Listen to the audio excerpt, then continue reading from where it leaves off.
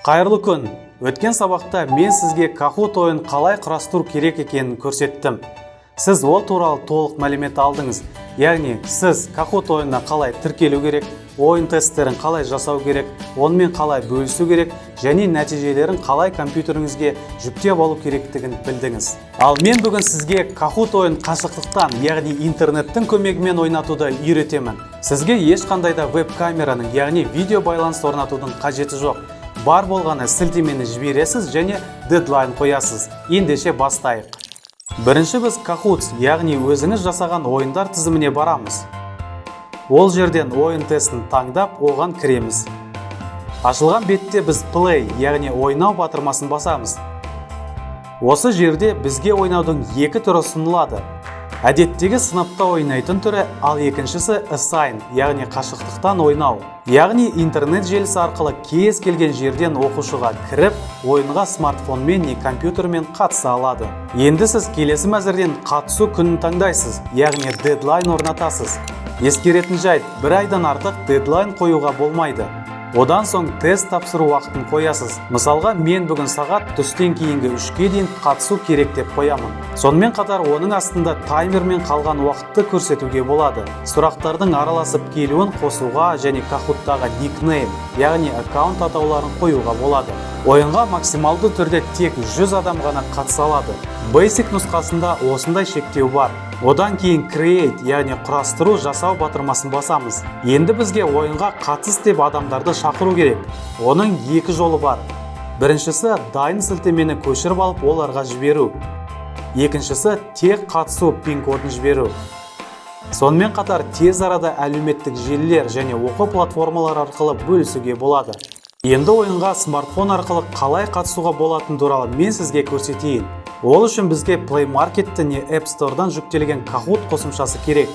Оның белгішесі міне осындай. Kahoot-қа кірген соң ойынға қатысу үшін төменде орналасқан Enter пинді басып, ойынның пин-кодын енгіземіз.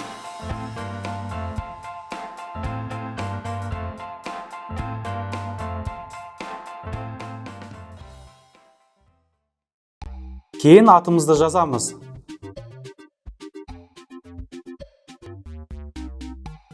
Әрі қарай ойынға қатысуды көрейік.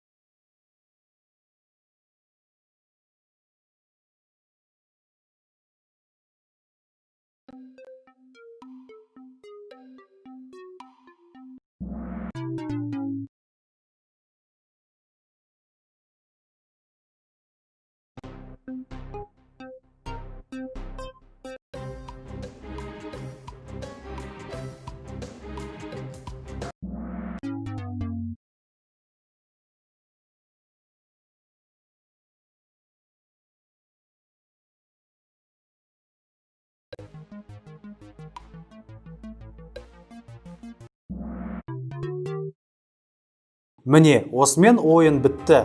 Алған бал саны да көрініп тұр. Сонымен қатар Kahoot қате жіберген сұрақтармен жұмыс істеуге мүмкіндік береді. Мысалға, бұл жерде мен 3-ші және 4-ші сұрақтарға қате жауап бердім. Солардың дұрыс жауабын білуге болады.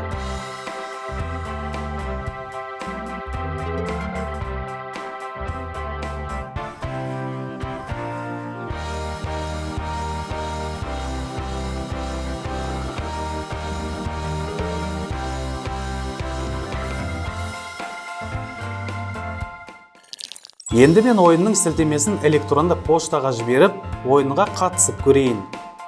Көріп отырғандай менің Gmail электронды поштама сілтеме жіберілді. Соны ашып, қазір Kahoot ойынына қатысамын. Бұл жерде ешқандай пин-кодты енгізудің қажеті жоқ. Тек атыңызды енгізіп бастай бересіз.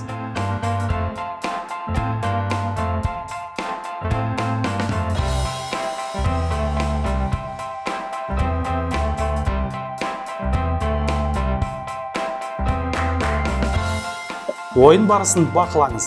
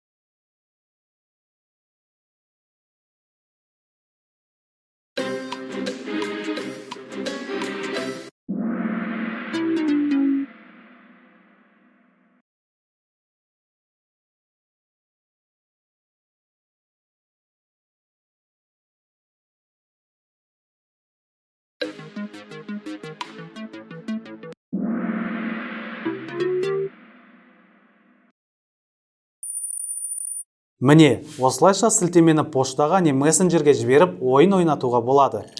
Біз қашықтықтан ойынға қатысқан адамдардың нәтижелерін қалай көреміз? Ол үшін Kahoot сайтында Reportsқа барамыз. Ол жерден өз ойынымызды таңдаймыз.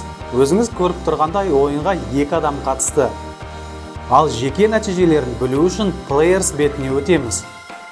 Бұл жерден ойынға қатысқан адамның аты, алған балл саны көрсетіледі.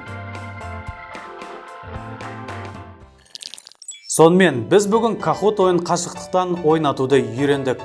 Оп-оңай екенін өзіңіздің көзіңіз жетті. Енді мен сізді келесі пайдалы бейнероликте күтемін. Кездескенше.